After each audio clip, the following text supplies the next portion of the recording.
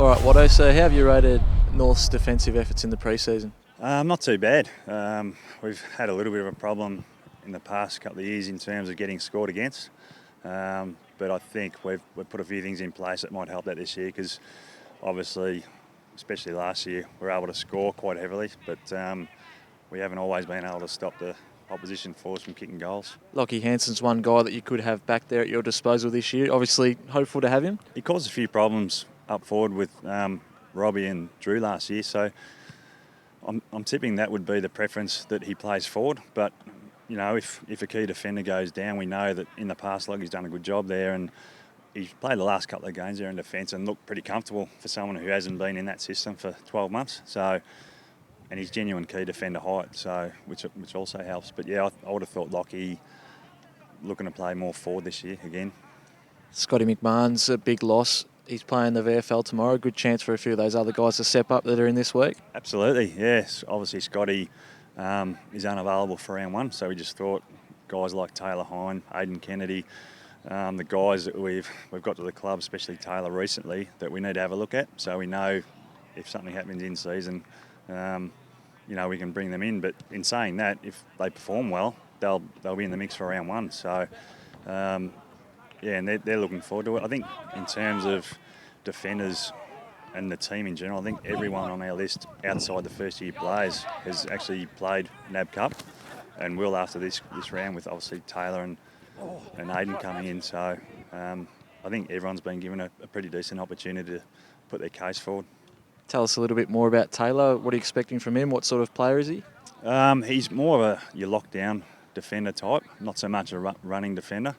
I guess at times last year we sort of had problems with that nippy small forward, and Ats had to play on him a little bit, and Scotty Thompson at times had to play on Eddie Betts or those type of small forwards. We just think getting Taylor in, he's suited to those roles, and hopefully we won't have to use the taller defender to play on that, even though Scotty's done a good job in the past. So yeah, he'll play on the dangerous small forward and try and shut them out. You get a bit of height so that someone doesn't come across the front. He's obviously fit in at the club pretty well. Oh, perfect. Like he'd been here for 12 months already. So he's fitted in well. Getting a haircut helped him because his haircut was terrible. So playing in defence, you want to have a nice solid haircut, not the wispy. Save those for the forwards. But no, he's done a good job fitting in. What about Nathan Grima? Pretty good to have him back. What's he add to the defensive structure? Oh, just experience and knowledge, and the ability to communicate. He knows the system back to front. He's just an experienced guy. Obviously, with Scotty Thompson and Sean Atley out, he's going to be crucial to help develop those young guys. And being probably going to be the last line defender, he's going to be probably the most important defender out there in terms of instructing the younger defenders what to do and where to go. Just hang around outside 50. They're super goals. Confident he can stay fit for the entire season. Obviously had his injury concerns in the past. Yeah, he had his longest run of games in a row last year. I think it was 13. But it's all about his body holding up.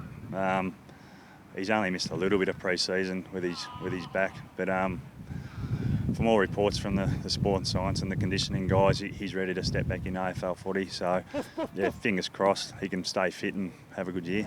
Good Ats. Get up, Crush. What about the Hawks tomorrow? Who are you expecting to get those big roles on the guys like Buddy and Roughhead?